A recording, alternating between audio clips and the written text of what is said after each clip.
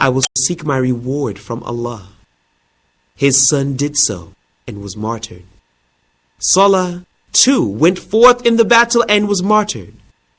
Upon hearing this, many women gathered around Salah's wife, Mu'adha, who said to them, "Welcome to all of you if you have come to congratulate me. But if you have come with any other intention, then return from whence you came."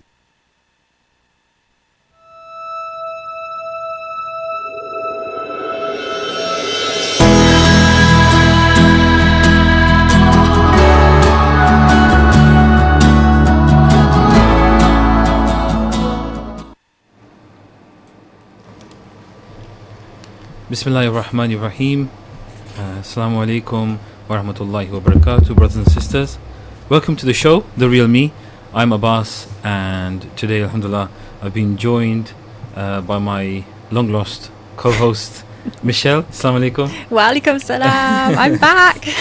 She is back, yeah. Thank you very much for joining me today as a co-host and my former partner in crime.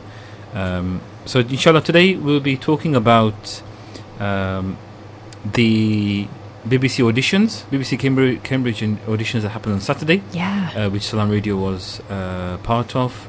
And inshallah, we'll be talking about a few things such as vulnerability, fear, shame, how we can step into courage and reach our goals and aspirations, and what our dreams are in life. So, if for those listening, if you do want to text or WhatsApp in on 07745 278 978, please do, or give us a call on studio live on 01733 602 133. So, Michelle, Alhamdulillah, on Saturday there was a BBC auditions. So it was BBC, Salam Radio, the ESP magazine, and Vivacity. Yeah, they all teamed up together. All teamed up, yeah. Brilliant event. And yeah, inshallah, yeah. So I came, I saw that you were doing the registration. I came in for a bit. I saw some auditions happening in that. But tell me about the day. It's amazing. Absolutely amazing. A long day as well. But alhamdulillah, it all went really smoothly. Some really great organisational skills from the BBC as well. So huge shout out to them. I was on the registration team, and the things that I noticed sitting there for those, quite a few hours actually, I personally registered over 70 people. Oh wow. So I managed to have a little chat with all of them, checked on their nerves, and I thought, this is a good topic to talk about on our show tonight, because nerves get the better of majority of us, don't they? Yeah, they do. Yeah, a lot of people are not very comfortable on the mic, as myself. Some people aren't. On the radio it's different, but doing it in front of people is a bit different. People. Yeah, because here we kind of forget that we've got lots of people watching. Yeah, exactly. It's just like we're having a little chat between us, isn't it? Yeah. So yeah, exactly. Yeah. So I noticed when I came to the auditions, just to have a look around and that, I saw some people who there's a couple of females who were on the wheelchairs, right? On the wheelchair. And before you tell me some stories, I wanted to add in one story that I heard, which was really, really nice and really an eye-opener for myself, especially for my personal self, was, the young Muslim girl who said about her story of going to foster care. Yes. So she said 2 weeks turning into 5 years and still ongoing.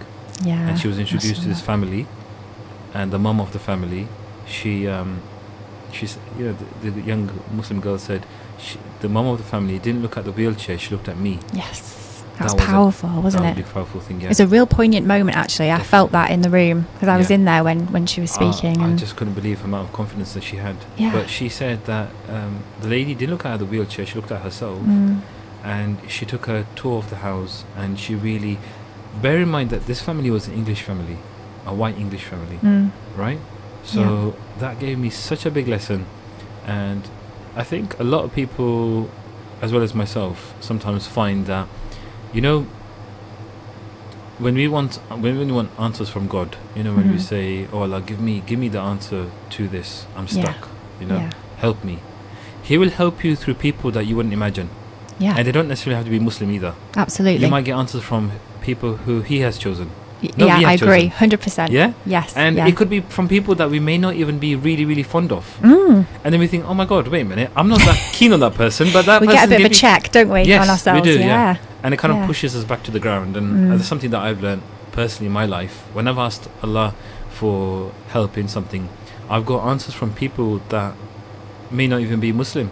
Yeah. And that's really taught me a big lesson that everyone's a human, you know, and you'll get your answer from people that you least expect it from. Absolutely. So be ready for it. Yeah. Just watch out, be observant, and it will come to you. And you know, you get those light bulb moments, you know, when you're like driving the car or something and you're thinking and you think, oh my God. One thing I was telling my dad the other day was, I said to Allah, Allah, show me a sign. Show me a sign that you exist. Yeah.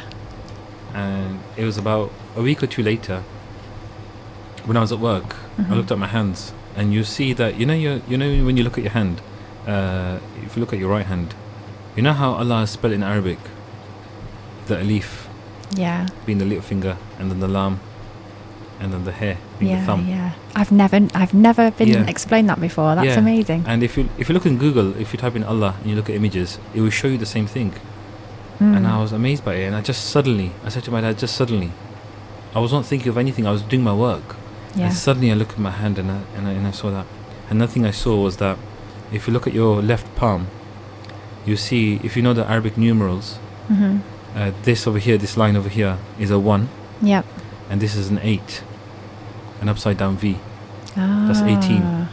And if you look at your right hand, there's a 1 over here, and there's another 8. Right? Yep.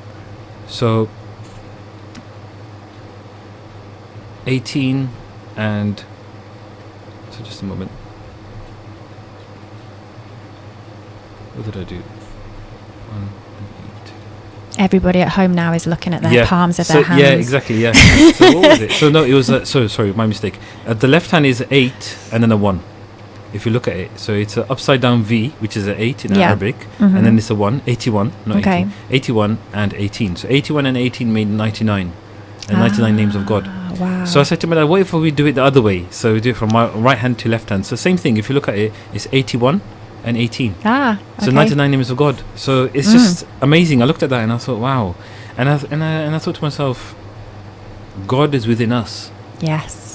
He's living within us. You know, in the Quran it says, God is near to you than your jugular vein. He's living within me. Yeah. He's living within us. Everyone. Yeah. So I know that obviously some people don't believe in God, which is fair enough, right? But I just found that spectacular. I just couldn't believe it. The 8 and a 1 and the 1 and 8. And those kind of signs, they come to you, like you said, you know that you're aware of doing something else completely, but when that sign comes, it's just so profound in that moment that you just cannot deny it at all. You know within yourself that yes, that is 100% a message for me. Yeah. And I think even when you go forward and share that story with people, you're sort of sharing that story, and to you it's so profound, isn't it? And other people are kind of like, oh, okay, you know, oh, okay, that happened to you. But within yourself, you've got just complete conviction that you know that was the message. Yeah, I like to see them as like little nudges, you know. Little nudges, little reminders. Yeah. Definitely. But just going back, I just strayed off. But that's something that I found important to myself, and I think it made me realize a lot of things. But life's a journey. Yes. And just looking at you know, everyone. I think everyone was quite supportive in that room as well. When I was looking at the auditions, watching everyone, people were nervous, but I think they tried to gather themselves, hold themselves. They did show a bit of, you know, they were a bit shaking a bit. But they did show a lot of confidence. Absolutely. And the thing is, like, they were told in the audition that it's going to be in front of 4 judges. One of the judges being a presenter of Salam Radio as well. Yeah, our very own Imtiaz Ali. Imtiaz Ali, from Salam Sports. A big shout out to Imtiaz Ali as well. And I have to give a big shout out to Exodus Payne, who I met and got an autograph from, and got a selfie. So now I'm Instagram famous. Finally. Alhamdulilah. But you got a lot of followers anyway on Instagram, haven't you? I'm not doing so bad. Yeah, I think you're doing more than me. So we're in competition now. But there was 2 other judges as well. There was Sue Merchant. Yes, Sue Merchant. Yeah. Is she the presenter on BBC Radio? She is a presenter from BBC. Yes. And there was another lady from the ESP magazine. Yes, I believe so. Is she what's her role in ESP magazine? I forgot. I'm not sure. She had quite a good special role in ESP magazine. Okay, yeah. But they were really encouraging as well. I saw. Yeah, they were lovely, lovely really judges nice. actually, Yeah. and they gave a lot of feedback, didn't they, and a lot of support at the end as well, which was really nice. Yeah. Congratulating everybody actually for doing a job well done. Yeah. And making sure that they told everybody that they should be really proud of themselves, even just for getting up on the spot and standing there and delivering their stories from their heart. It was for 60 seconds, wasn't it? Yes, and that Yeah. goes really quick. Yeah. Doesn't it? Yeah. I remember sort of sitting there and thinking, wow, Yeah. how do you tell a story in 60 seconds? 60 seconds. Yeah, exactly. But they managed to do it, and some of them were, hugely poignant. We were aware of seeing people's passions, and what I loved about it was real, and it was authentic, and it was raw. Yes. With some people sharing some really intimate stories, actually. Yeah, very personal stories Yeah, as well. yeah. Exactly. That was really nice. But just looking at the people who are actually giving these kind of stories, I mean, they were facing a crowd, right? So when they were on the mic, they were facing the judges, and Yeah. on the right hand side there was actually 20-25 people sitting there. Yeah, So that's quite intimidating. It's quite yeah. nerve-wracking as well, isn't it? Absolutely, For those yeah. people. I think some people, when it comes to the auditions, they were really good in people trying to portray the voice, and I think everyone done a really good job, to be honest. Some people were really good, but they chose, I think, out of all those 70 odd people, they chose, was it 11 people?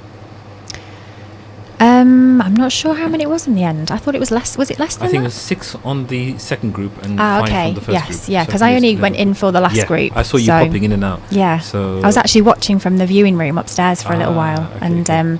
just seeing if I could spy any talent, And then I thought I need to get in there and feel this, because I was behind kind of glass and it just wasn't the same. So I thought I'll take a trip down there. And go and feel the atmosphere and feel the energy. Yeah. So I sat right on the back row, right in the middle. And I did see you actually in front, and I thought, there he is. He's come for some moral support as well.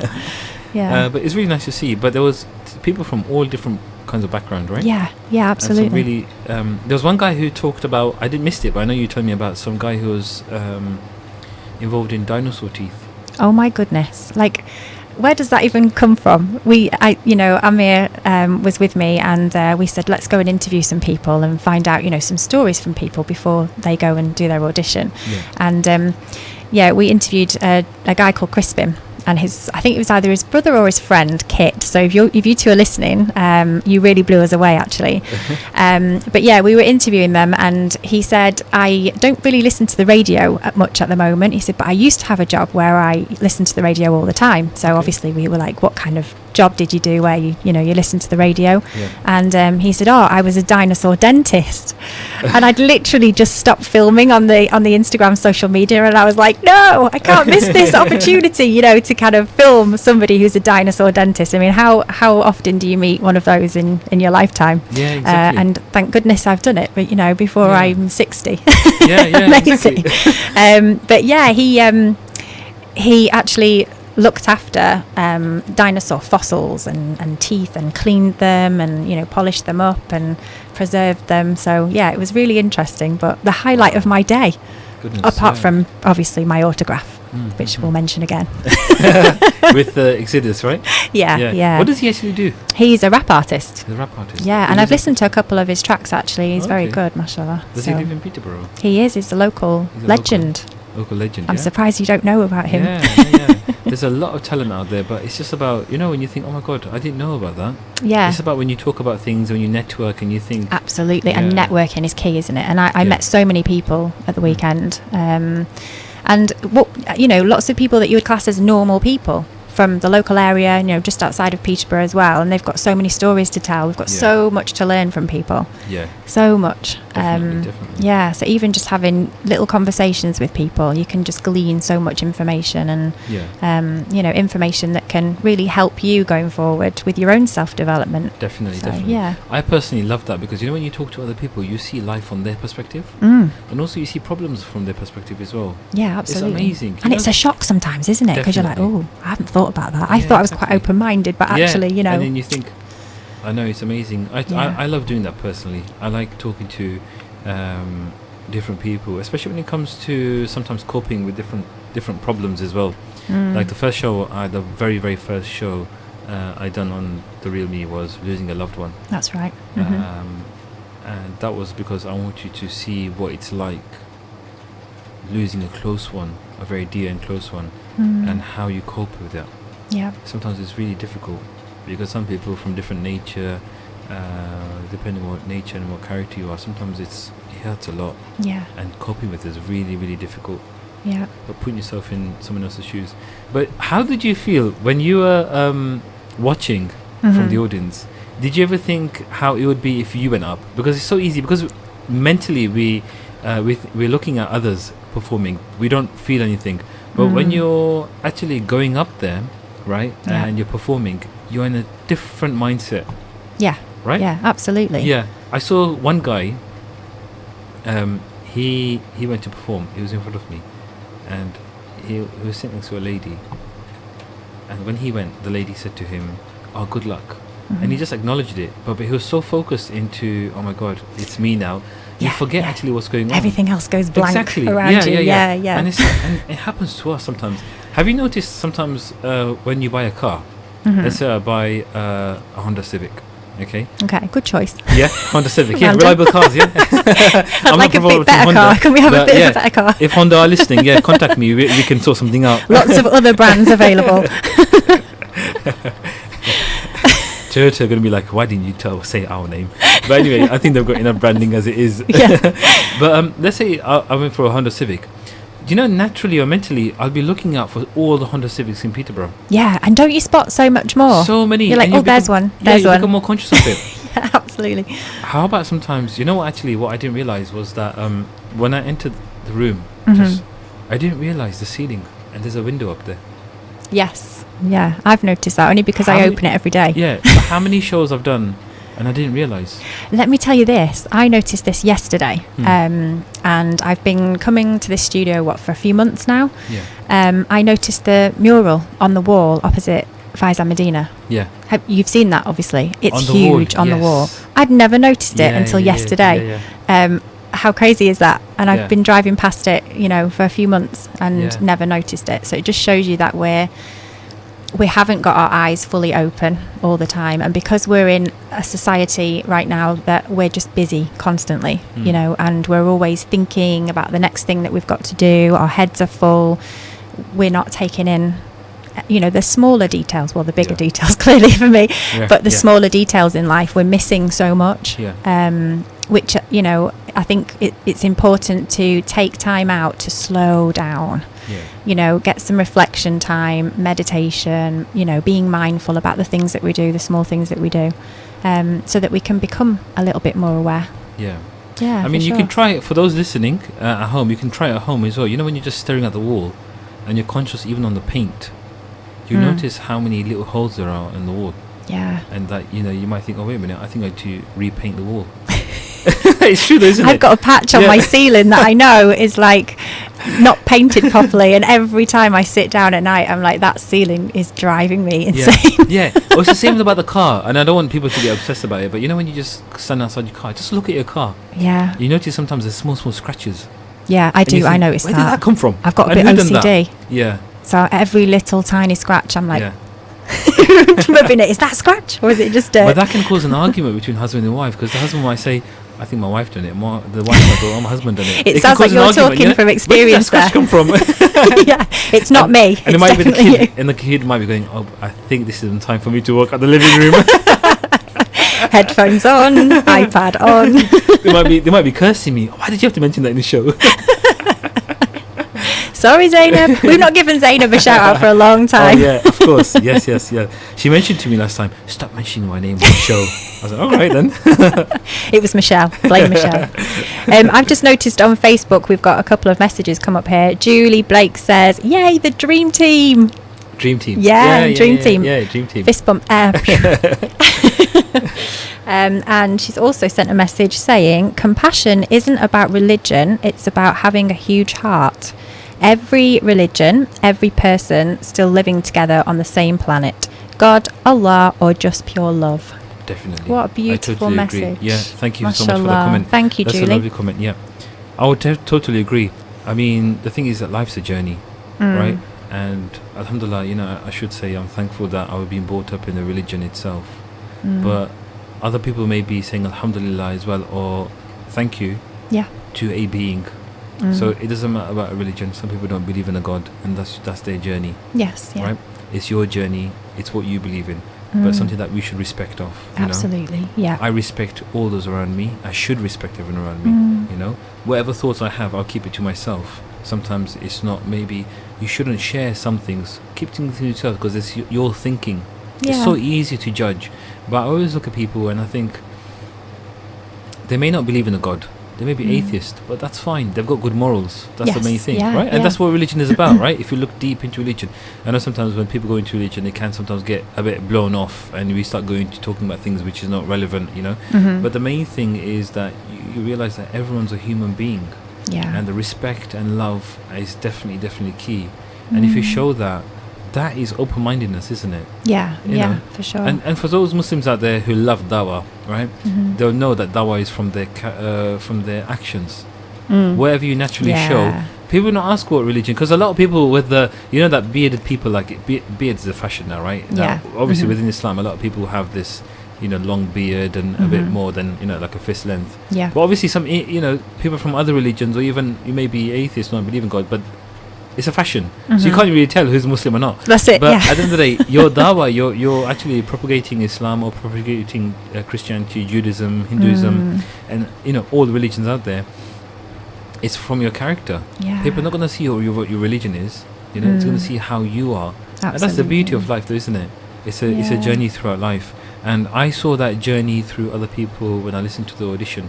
And you can connect to them sometimes, can't you? Yes. It's so you easy can within feel a minute. That, can't you? You can feel the aura. You can feel the positive vibes, and it's just amazing. The aura in there was really nice. Everyone's really supportive, and everyone clapping for each other. Yes, yeah, and really and even in the queue outside, and the queue coming in up to my registration table. Actually, I was just sort of having a little break every now and then, and just looking, and the different things that I saw there, people were very protective of each other, especially ones that were next to each other in the queue. They'd been queuing for quite a long time. They'd got to know these strangers that were standing next to them, and they'd obviously bonded over this and connected. And when they'd got to my table, and I was sort of saying to them, how are you feeling? Are you nervous? Are you excited? And, some were sort of physically shaking, like literally physically shaking, and I felt, what I'm like, I'm just like, do you want me to come in with you? Have you not got anybody with you? No mum, no friends. I'll come, so nice. I'll come in. But they the people next to them were like, I'll look after you, I'm here, don't worry, we'll stay together and we'll sit together. And I was like, wow, this is just beautiful. And it really made me feel proud of this city that we live in, because so often we kind of put our city down, don't we? Especially, Peterborough. I think we're very down on Peterborough sometimes. And yet when we look around and we see the events happening here, and we see, the diversity here and the support that goes on here, even just at this little community centre where we are right now, it's so beautiful. I'm so proud of it. I think we do need to just, give it some positivity from time to time. I mean, we can always improve our cities, can't we, and improve ourselves as a community. But I'm very proud of this place for sure. But you know what? When I walked into the centre today, the Allama Iqbal Centre, I read a note, or I read a quote actually on the whiteboard. It's really nice. I don't know if you've seen Richard does these little quotes every day, and it's so lovely to come in. Beautiful, honestly. I don't know who does it, but it's so nice. And there's a quote by Pablo Picasso, which I want you to mention on the show as well. So they put down as a quote by Pablo Picasso: "Every child is an artist. The problem is how to remain an artist when we grow up." Wow, that's deep. You know that? Yeah, that's really, really nice. Yeah, and how many of us have lost that over the years? I've seen in madrasa as well, because I'm a volunteer teacher on a madrasa on a Saturday, and I absolutely love it. Yeah. You know why? Because I go in there with an empty mind, because I want to make sure that I can give my 100%. But I swear to God, I learn so much from the children. Yeah, they're amazing teachers, aren't they? Just they honestly, I feel like I go in there as a student. Yeah. And I humbly, and I love saying that I'm a student, and I never show authority because it doesn't get me anywhere. It's nothing. Yeah. And I learn a lot from the children. And I was amazed that, Alhamdulillah, thanks to God, that when the class is finished, 2 or 3 students stay behind and tell me their story of school. And I'm just like, Allahu Akbar, how are these children, being about 8-9 years old, from the community, they've got such a heart that they say, oh, we've got this friend who's autistic and we look after him. Yeah. And that's just amazing. But it's so simple for children, isn't it? Life is just so simple. It's lovely. And we say this about Islam, don't we, as well? Yeah, exactly. Islam is so simple. Yeah, exactly. We make it difficult. And it's the same thing with the children. They find it so natural and so simple to just love and be compassionate and to have good hearts and to wear them on their sleeves and to just show all forms of emotion. Yeah. And we need to take a leaf out of their book, for sure. Because, we're definitely walking around with our eyes a little bit closed. Definitely. Thanks for that. So that was perfect, what you just mentioned. But inshallah, I want to touch upon that as well when you mentioned about Islam as well. Just want to clarify on that. But for all those listening, join us after the show. We're going to go for a short break, and then we'll be back, and then we can discuss more, inshallah. So see you in 4 minutes. Assalamu alaikum wa rahmatullahi wa barakatuh.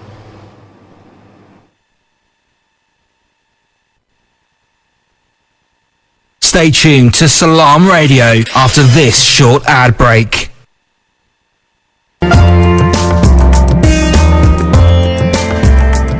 Where can you get high quality and low prices? Amar Food Store and Halal Meat in Lincoln Road, Triangle is the place to go. Pay us a visit and take advantage of our special offers and great range of products on groceries, vegetables, fruits and halal meat. Also send money to Pakistan absolutely free. We have all top brands at special offers, offer free customer parking and provide a free local delivery service. Amar Food Store and Halal Meat, 613B Lincoln Road, Peterborough. Call us on 01733 687 374. High in quality, low in prices. Peterborough just got a whole lot tastier. Five Lads Flame Grilled Peri Peri Chicken is now open. Bring your family and friends to Peterborough's first HMC meat selling restaurant. We are experts in grilled chicken, lamb chops and gourmet lamb and beef burgers. Our healthy options include fresh salads and fresh grilled vegetables.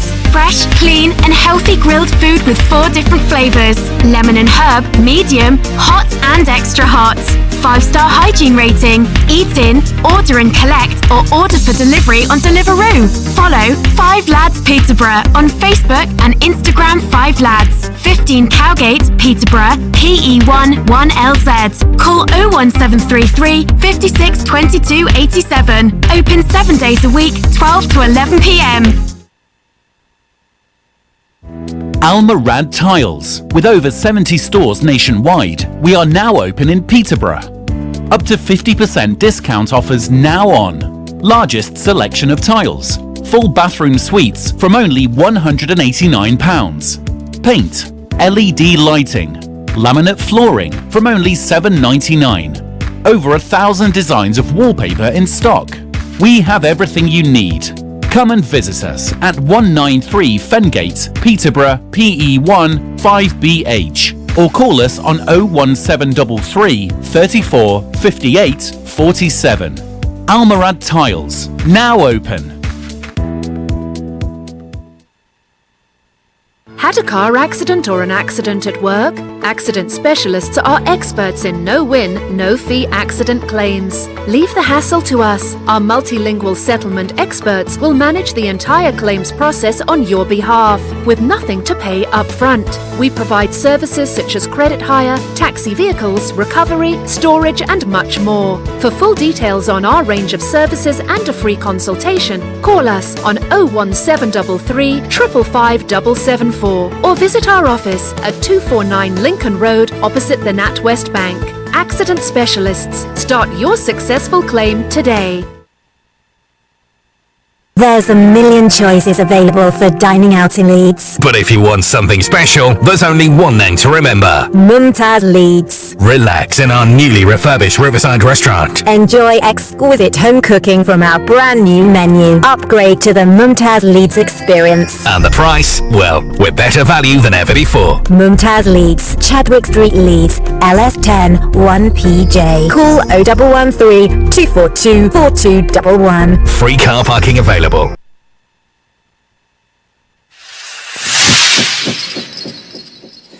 بسم الله الرحمن الرحيم قال النبي صلى الله عليه وسلم من سمت نجا.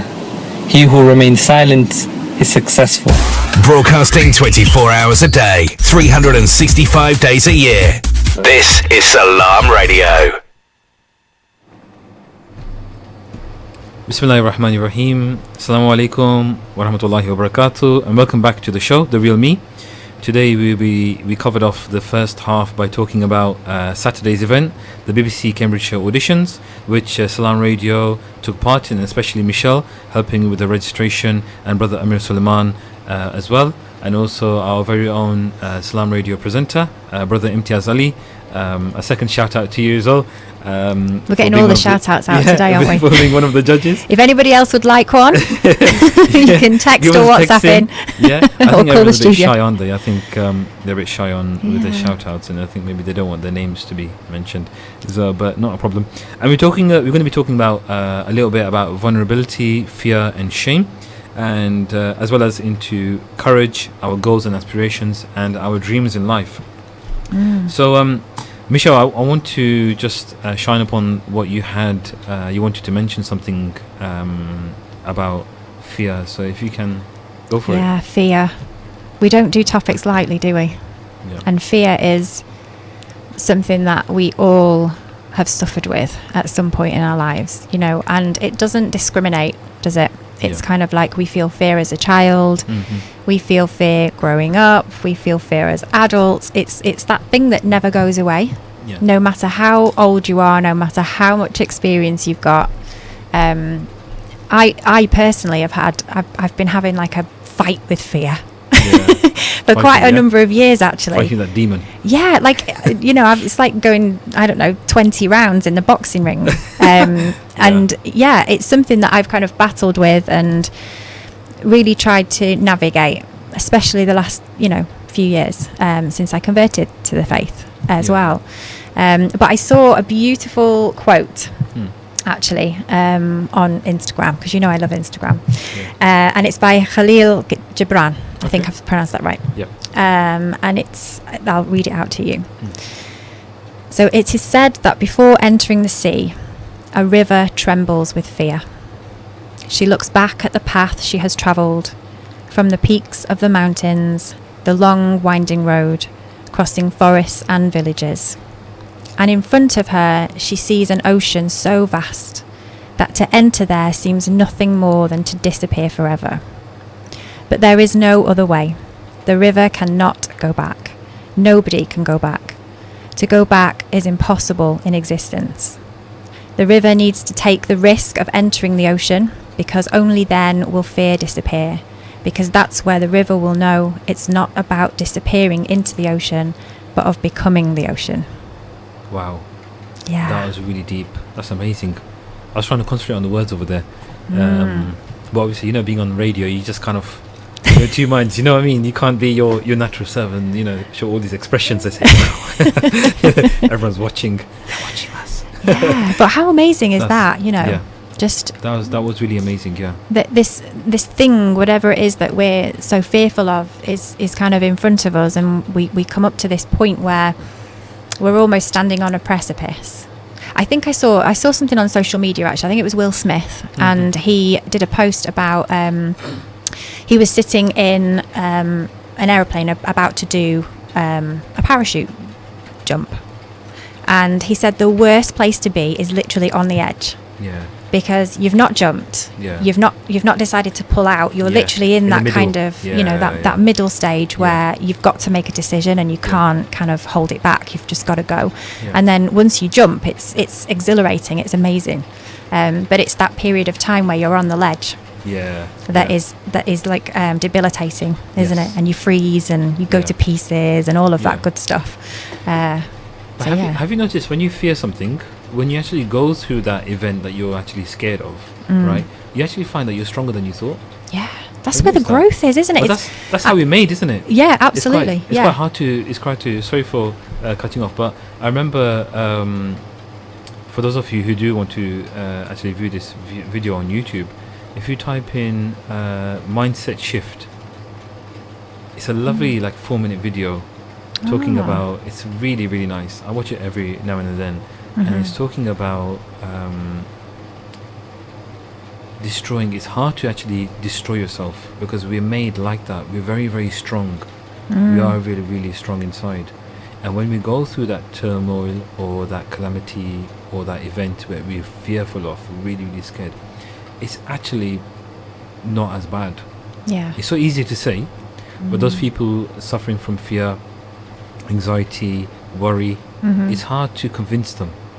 Once they actually go through it, you'll actually see that you are stronger than what you think. Yes. And it builds up the confidence. And I think for those people who may be listening and may actually suffer from that, it's about self-development, taking things at your step, at your time, so important. at your pace, and going through that journey at your time. But also as well, making sure that you're checking yourself and pushing yourself a little bit as well, because a lot of people, I think, tend to sit in the comfort zone, don't they? Yeah. And they may have great aspirations and goals that they want to achieve in life, but actually, the action that it takes to start that and kickstart that, it needs to come from somewhere. When you say comfort zone, what do you mean by that? Because some people want to stay in that comfort zone. They don't want to move. They're happy where they are. Yeah. But actually, there are goals and aspirations and dreams, but they don't want to go for it because they think, nah, is it worth it? Can I do it, really? They start doubting themselves and many, many things, and overthinking as well. Yeah, definitely. Overthinking is huge. Yeah. Huge, yeah. Sometimes we all do it, don't we? We overthink sometimes things. And also the whispers, coming in there. You're not good enough and you can't do this. Who do you think you are? Who's the whispers from? Huh? Who's the whispers from? Myself or Shaitan? Yeah. A bit of both. Yeah. A lot of sorry, I caught you off there. But a lot of people say, yeah, it's Shaitan. Oh, he's getting you. And Shaitan's like, hey, wait a minute, mate. It's just you. That's not me. I said something else. This is on you. This is you, mate. Love it. I can't fight your whispers. It's like Shaitan's standing in a corner over there, just minding his own business and trying to plan something and think, wait a minute, mate, my cue's not in yet. You know what I mean? I'm not in the road yet. That's you. Yeah. I'm doing something else. But isn't it funny as well how we often blame other things as well, when we know full well it's us, when we're not taking that step out of the comfort zone. A lot of people don't like change. And we like routine. We like things to stay the same, because when things stay the same, it feels safe. And change is scary, isn't it? Yes. Feeling safe. That's a big word you said there. Safe and security. Security, yeah, absolutely. Secure. Yeah, some people find that in their homes. Yeah. Some people find it in, I'm being biased over here, but some for those people who are following Islam, they find it in the mosques. But sometimes that can also, if they some people who go through a traumatic event, I don't know if is traumatic a word? Yeah. Yeah, traumatic event, let's say at the mosque or at their home or in the workplace. Yeah. They don't want to go back there for some time, so especially even if something happens at work, and they've had an argument or they've been upset by someone. Yes, yeah. That image, that environment, that room is now from heaven is going to, it's a bit extreme, but from heaven to hell. Do you know what I mean? Yeah, it's difficult. In an instant. Exactly. And you've been working there for years, and when you enter there, you're like, oh my God, I feel nervous. It's the first time you're like, oh my God, I'm more conscious of it now. I'm more conscious of my surroundings. Yes, yeah. Before you used to be just in your own world, go in the office, say hello to everyone, sit down. But now, actually, oh my God, how am I going to enter the room? And then you start, and then it's like what I said before. When you stare at your room wall in the house, and you think, oh wait a minute, I need to repaint that. There's a few patches in there. And then you realise, oh, wait a minute, that door's a bit creaky, isn't it? I didn't notice that before. And where's that picture from? You know what I mean? It's like going there for the first time. Where am I, actually? This isn't my house. And you just kind of dread going there. Yeah, Do you and know what I it can change in an instant, and it can affect a huge part of you, can't it? Because again, with overthinking and just that worry, we get ourselves in quite a tiz, don't we, when we're having to deal with something like that. And sometimes it's positive things, because I remember this quite a few years ago. I was selling some CDs for the Ramzan Relief Fund. Mm-hmm. Okay, so my cousin from Birmingham, he sent me some CDs, and he said to me, "Can you sell them at the mosque?" Mm-hmm. And they're going through Ramzan Relief, and mashallah, he's doing quite well over there in Birmingham himself. He's quite good at selling them off and that. So I was selling them, and my mum said to one of her friends, "Oh, are you interested in one of these CDs? Got a really nice reciter on there. Mm-hmm. He does a really nice Quran and du'as." And she said to my mum, "You know what? I know he's a lovely reciter. He's world-renowned, well-known, but I can't listen to it." And my mum was like, "Oh, why?" She said that when my father passed away, then I was listening to that. And when I listen to his voice, that reminds me of that. Can you believe something so positive and something so nice can then be associated with that? And I think sometimes our fears develop on that, don't we? And we sometimes, and this is can be quite serious, things that we associate with. And I've done it myself. Like sometimes when I've been in that state of worry, or I've been in that period where something's upset me, when I listen to it, then I'm more conscious of it again, and I'll try to avoid it, because it reminds me of that. Yeah, I think avoidance is the key word there, isn't it? Exactly. And it's quite deeper, because sometimes it is a psychological issue. Some people do want to take it forward. I know that one of your notes, you mentioned something really nice, and I want to read it out if you don't mind. And that's when people are going through these scenarios or conditions where they're feeling anxious or nervous or depressed or scared, fearful. Some people need a support system. Yeah. But some people don't. They cope better alone. Yeah. I couldn't fathom that, because I believe, which kind of, I'm learning myself, is that for me, I promote, no, you should talk to someone, Yes, get it out there, talk about it, you feel better. But other people actually, I want to be left alone. I just want to reflect upon myself. I want to heal myself. Someone said that recently to me, I want to heal myself. I just want to be by myself. Yeah. And I was like, because I'm so much into thinking so passionately and thinking, no, you should talk to someone. And I'm thinking, wait a minute, let's take a step back. And I said to myself, no, Abbas, that person needs time. Yeah. Leave them as it is. They want to heal themselves. They like that, to be by themselves. And some people do like that. And it's really hard to take that time, excuse me, for yourself, because we are constantly, under expectation from a lot of people around us. And talking about our issues and our problems and our worries is great, but sometimes when we're talking too much about these things, we're not actually sitting quiet and reflecting on them, so getting the answers that we need in a way. So I think that quiet time and taking that time out is hugely important. Yeah. But also showing your real self. I think, when this show being the real me, right? Showing your real self, what you're really like. I don't know how many people would be listening, maybe agreeing, but I said to someone yesterday when I was talking to them, I said to them, sometimes in my workplace, I see someone, when he's walking across the room, he actually talks to himself and acknowledging himself. And he actually like he's walking there, and he's like, and he's actually talking to himself, and he acknowledges himself, and he nods his head and things like that. And I thought to myself, I was telling someone yesterday, I said, when you actually show your real self, right? Sometimes people may say, oh, he's a bit weird. But the weirder you are, the more spontaneous you are, I think it's less likely for people to come and call you. Do you know what I mean? I think people won't bother you. Do you know what I mean? People won't judge you. They'll just think he's a bit weird, isn't he? You just leave him alone. And I said to someone yesterday, just show yourself. Do you know what I mean? Yeah. Self-talk is, I've mentioned this in one of the earlier shows, I think self-talk is really important. I do it all the time. Literally. I'm not even aware of it sometimes. You encourage yourself, Sometimes I'm sitting in the car saying, Abbas, you know what? You need to get a grip now. Stop it. Come on. Get a grip and start going on. You've got a radio show. Get in zone. Focus and, do the show. Yeah, I'm like that. Encouraging yourself. If I get upset or emotional about something, because I'm quite an emotional person, But I'm also, there's a huge part of me as well that is kind of like, no, I'm independent, I'm strong, and no one will see that I am suffering ever, you know. So I let myself have a cry, and I cry literally really ugly cry, you know, for about 30 seconds, and then I'm done. Literally, that is all it takes for me. And then I'm kind of self-talk to myself, come on, you've got this, you know. You do need that kind of release sometimes, because it, you know, emotion builds up, doesn't it? And we feel that tension. And I think it was yourself and Abbas, when you did your show, you were talking about going to the gym and, you know, having that kind of active release. I think it's really important, especially for men. On the punch bag. Yeah, why not? Looking at, you know, when you can just picture your enemy, and then people might think, oh wow, he's a really good boxer. He's really going for it, isn't it? And not realizing that guy's actually got someone in mind. Oh, my boss at work, he's gonna punch the hell out of the bag. Not my boss, clearly. Apologies, Amir.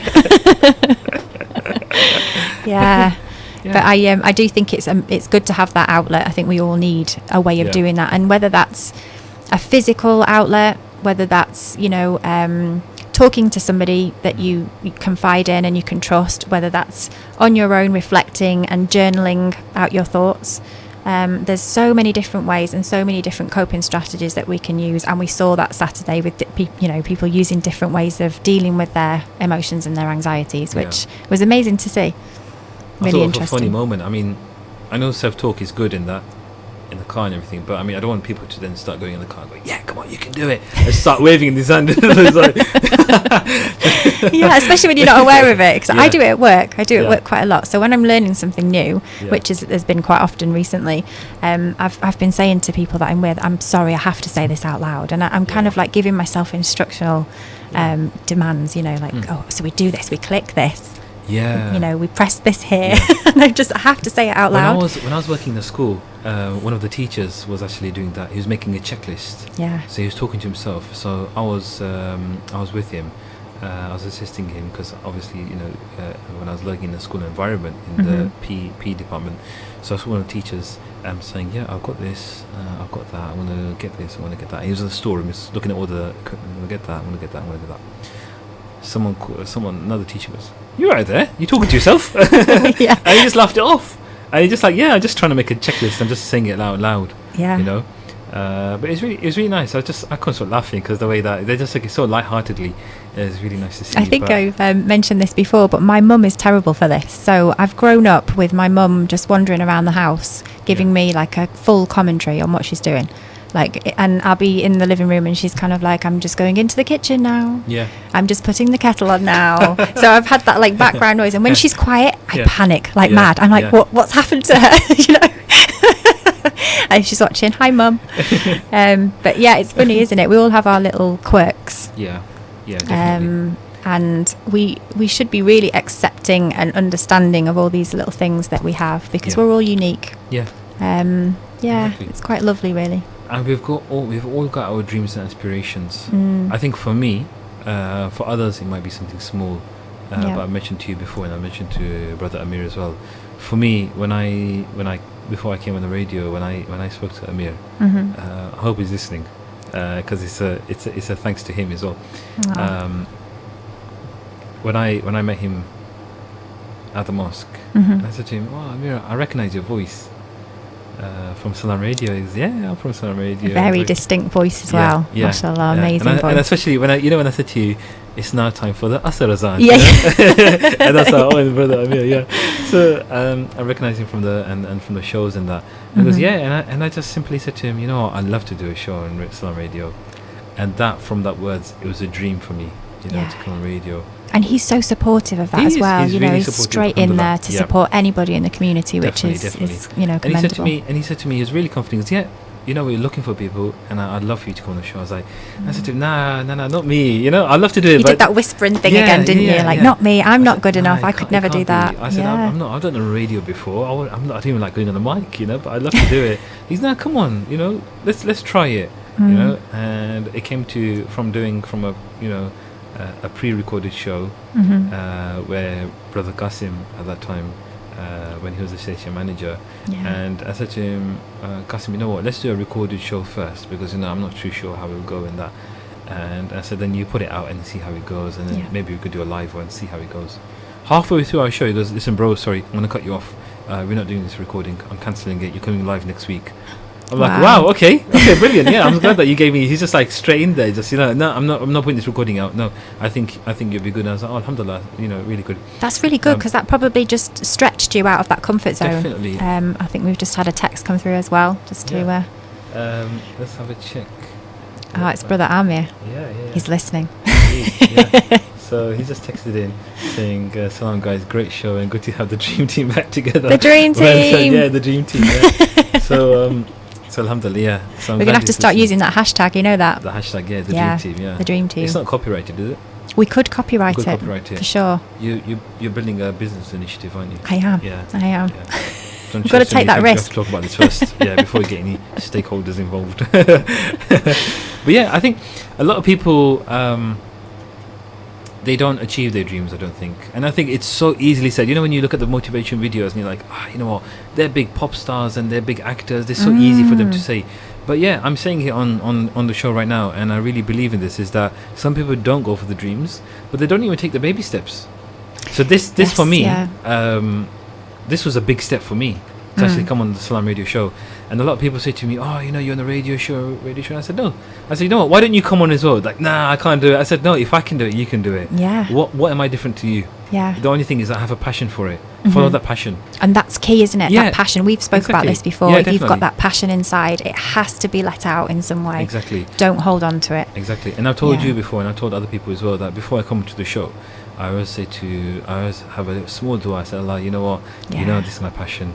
I hope this, help me in this show that it goes successfully. Alhamdulillah. MashaAllah, it's beautiful. And it's really nice. And that's where I find that connection that Allah is there for me. Yes. And Allah is there for everyone.